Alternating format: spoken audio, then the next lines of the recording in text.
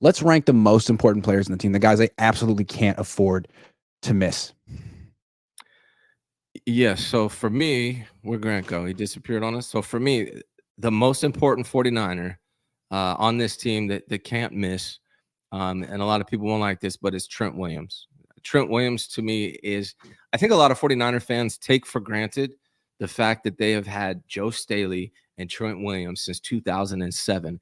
It is not common for organizations to have those quality of left tackles for 17 years. That's how long they've had either Joe Staley or Trent Williams. To me, Trent Williams makes this team. He's my number one player that can't afford to miss this season. The reality is he probably will miss some games. He always has. But Trent Williams, to me, is the anchor on this team. If you took Trent Williams off this team, I don't see this offense being as successful. So that's the number one most important player for the 49ers that you don't want to be unhealthy this year. After that is when I have Brock Purdy. So I'm going to give you my first two. I want to hear your response. Trent Williams, Brock Purdy, he's the quarterback of this team. He has risen to a really good level. He's a top, depending on how you look at it, 12, 10 quarterback in the NFL. He is crucial for the success of the 49ers. So number one to me is Trent. Number two is Brock Purdy. Some people might flip that. I just see Trent Williams as a Hall of Fame caliber player that makes a huge difference for this team. Love that. I think that's fair, especially without a quality backup on the roster. Yeah, those two. Trent and Brock. 3 for me. It's not McCaffrey. No, I don't have it. I have McCaffrey 4th, actually. Okay, hold on.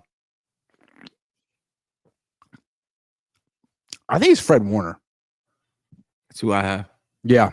It's got to be someone on the defense, and I think Warner's a better player than Bosa, and I think he's playing a more critical position right now because Greenlaw's out. Yeah. Fred Warner is the quarterback of the defense. If you take Fred Warner off this team, especially with Greenlaw out, who knows how long it's going to take for Greenlaw to get back on the field. I imagine he's going to not start the season playing, that's for sure. It could be week 5, week 7, week 8. Like, who knows how long it's going to take for Greenlaw to come back on the field. Even if Greenlaw was there, the 49ers cannot afford to lose Fred Warner. Fred Warner, to me, is the 3rd most important player on this team. Like I said, the quarterback of the defense, one of the best linebackers, if not the best linebacker in the NFL. So I got Trent, Brock Purdy, then Fred, and then after that is I have Christian McCaffrey. We'll talk about Fred for a second. Mm-hmm. Fred's really important. Fred's a great player. He's especially great in coverage. One of the best linebackers in coverage I've ever seen. The Niners the Niners coverage last year was good, especially with a weak run defense and a weak pass rush. But part of the reason the run defense was weak last year was him, even though everyone blamed Chase Young. It was more than just Chase Young and Hufanga being out. It was the fact that for the first time in Warner's career, he missed a lot of tackles. According to Sys Data Hub, it was 37, which was like 22%, and he'd never been a player like that. So that needs to be an aberration. He needs to get back to being someone who can wrap up and bring the guy down, especially with Greenlaw out. Yeah, I agree. And I think a lot of that might have something to do with the defense, the defensive line, also missing Huff to help him. I still believe Fred is the best linebacker. And if I could pick one linebacker to run my team on a, fantasy franchise, it's going to be Fred Warner still, despite missing a lot of tackles last year. I don't know what was going on, but a lot of these dudes missed tackles last year. It wasn't just Fred. It was this whole defense. They were not playing at their level we're used to seeing. And what we're doing right now, like most important, I think like the question we should ask for every player is how bad would it be if this person like got a season-ending injury? And if Warner went down for the year with Greenlaw already out, I mean, the middle of their defense would just be awful. Yeah. Yeah. It'd be a different team. You wouldn't be unrecognizable from a defensive standpoint without Fred Warner. Yeah. He's extremely important. 4, I have Christian McCaffrey, Offensive Player of the Year. He really changed the 49ers offense. His ability to be so versatile, a great runner, great in the passing game. He does it all for the 49ers. They rely on him heavily. Hopefully that them relying on Christian goes down a little bit this year. I would actually like to see that. But as of right now, he is, outside of Trent Williams and Brock Purdy, the most important player on the offense.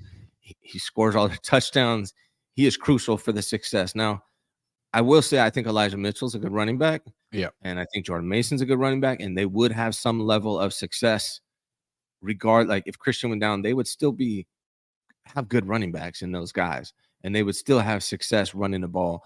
It's just Christian adds a whole different element in the passing game as well. That's what really sets Christian apart to me. Yeah. I guess the way I feel about the Niners offensive weapons is they're all great, but the fact that there's so many of them kind of takes the importance away. Because like if McCaffrey goes down for the year, then you could argue like, well, you still have Mitchell, Mason, Debo, plus all these other weapons in the passing game. Like, what if Bosa goes down? You know, like they've made a Super Bowl without McCaffrey. They haven't gone anywhere without Bosa ever. Yeah. So I would have to put Bosa right after Fred Warner. If Bosa goes down, they're in a whole lot of trouble. And they really need him to not just not go down, but like be better than last year, which he was actually pretty good last year. Just pretty good isn't nearly good enough. I have Nick Bosa after Christian McCaffrey. He's the next guy on my list. Okay. So okay. We're not far off there. Yeah. Pass rush is the third most important position on a football team, in my opinion. Quarterback, blindside tackle, and then pass rush. And Nick Bosa has been in the past the best in the NFL. He needs to get back to that level, and he needs to stay healthy. Without him, they're going to have a hard time putting pressure on the quarterback. He is an elite player. He's a Hall of Fame caliber player. He's headed in that direction, especially if the 49ers pull off a Super Bowl win at some point. They need Nick Bosa to stay healthy. That's another key for this team. Okay. 6. Oh, I'm on 5. I'm on 5. Okay, go ahead. Okay, I'm not going to go McCaffrey. All right. I'm not. I'm going to go with I'm going to go with a player, an all-pro player at a very thin position. Kittle. I mean, Logan Thomas, whatever, what's his name? Logan Thomas? Logan Ryan? Yeah. Logan Thomas. Maybe. Yeah. He's kind of old, but he's okay. I mean, I just feel like if Kittle goes down, so much of their run game is Trent Williams and George Kittle on the left at the point of attack. And he's not essential to their passing game, but yeah, they go from having the second best tight end to a bad tight end. And you have him above Christian still. I have him above Christian. I just feel like they've actually accomplished a whole lot without Christian, but Bosa and Kittle have always been in the mix, and I don't think the Niners have really ever done much without them.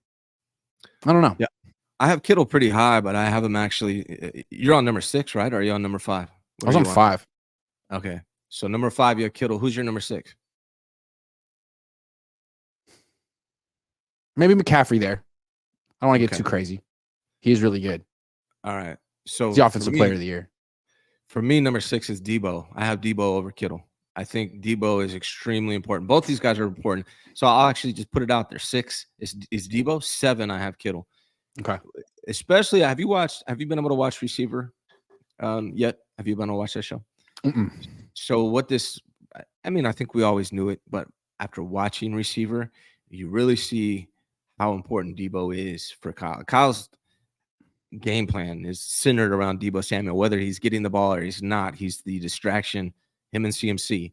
So that's why I have CMC above him. And then I have Debo Samuel. I think he's very important. Then I have George Kittle. Both those guys, Debo Samuel and George Kittle, they are the energy behind the team. They give this whole team life, right? They are very good leaders. Something I really didn't know. I kind of figured, but Debo Samuel is actually a really important leader for this team. So is George Kittle. So we're not far off. I have them 6 and 7. You have Kittle at 6. Who is your number 7? McCaffrey? I think did I not have? No, I went Fred Warner 3, Bosa 4, Kittle 5, McCaffrey 6, and then at 7. I mean, Charvarius Ward is so underrated. He was really a shutdown corner last year. If he goes down, they still got Lenore.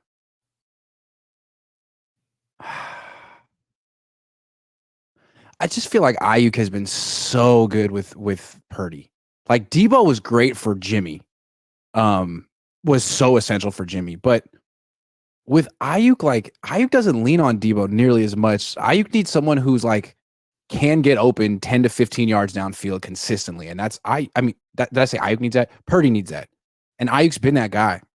I'm curious to see what not having Ayuk around is going to do to this offense and do to that quarterback in particular, because they have such a good relationship, those two. So I'm going to go Ayuk there. I had your first choice, Charvarius Ward. So I have Charvarius Ward 8 and Ayuk 9. Charvarius Ward to me is, he's the best corner on this team as of right now. Although I will say Diamador Lenore is creeping up on him, and I'm interested to see what Demo can do this year. But as of right now, Charvarius Ward gives you that peace of mind that you can put him on. I actually want to. I want to redo mine. I don't like. I want to take CMC down. I feel like Debo and CMC are great, but the fact that they're both on the team makes their individual importance way lower, because they both kind of can do that wide back thing, that slash roll. So I want to put Kittle 5, Ayuk 6, Charvarius Ward 7. All right. Sorry, that's how I feel. That's all right, man. You're allowed to feel the way you want to feel. That's how I feel. Yeah. Actually, I just noticed my hat's a G. It's for Grant. I wear this. I should wear this hat every Monday. I love that. But yeah, no, you're allowed to feel that, my brother. Charvarius Ward, to me, we have all the same players, just like maybe one or two spots out of order. I am a little surprised by your Christian McCaffrey so low, being that he was the offensive player of the year. We're talking importance. If we're talking his best, he'd be up there. Okay. He's a running back. They have depth. They also have Debo. I'm just thinking depth. I think they could survive. I mean, they literally have gone to multiple NFC Championship games without McCaffrey. They have. It's true. So that's true. Makes sense. Yeah. I hear it out. Who's your number 9 and number 10? Okay, I'll go McCaffrey, Debo. Fine, I'll put him top 10. All right. They're slightly more important to this team than Jake Brendel. I'll agree. So you still don't have Ward in this top 10 mix? Did I not? I think I did. Hold on. I think I did Warner, Bosa, Kittle, Ayuk, Ward. Okay. CMC, Debo. Okay. So I actually have Ward at 8th. Okay. Brandon Ayuk, because where I have him at 9th. And my 10th, which I don't know if you're going to agree with this one, but I think we saw it last year. Talanoa Hufanga. I like that. I have at 10. I think he's extremely important for this team. He's young, but he's a great leader. And his help in not just in the passing game, but specifically in the running game. I think it really hurt the 49ers last year when he went out stopping the run. They were horrible against the run. When Huff was there in the previous season, he was big, coming up, filling the box, stuffing the run. So I have Huff there at 10. I got one more thing I want to say about Debo and Ayuk before we move on. Doesn't Kyle seem like the kind of teacher who's like, hey, man, don't call me Mr. Shanahan. Call me Kyle. Mm-hmm. Stay after class. Let's talk about football. Let's kind of be homie. And like, he wants you to be his friend, but like, you have to play that game to get the A. You got to call him Kyle. You got to sit in the front. You got to linger. You got to be his friend. And Ayuk's like the student who's like, I'm not doing that. I'm not doing that. Sitting in the back of the class. I'm leaving when the thing is over. It's like, oh, now you're going to give me a B because I didn't come in here and call you Kyle and hang out. I just want to take the class. Like, I didn't want to be your friend. But I feel like Debo plays the game. Ayuk doesn't. And Ayuk's getting punished for it. I think that, I mean, here's the thing about sports at all levels. And, elementary school, middle school, high school, college, and in the professional level, politics, unfortunately, plays a part. And Debo does a better job playing that game than Brandon Ayuk. He's there to earn a check, to do his thing on the football field and clock out. Whereas Debo Samuel, he does a great job of playing the politics. He built that relationship with Kyle. Well, it might be intentional, right? Or it might not be. It might just be that that's naturally who Debo is. But it does benefit you to have a good relationship with the coach. You see it at all levels.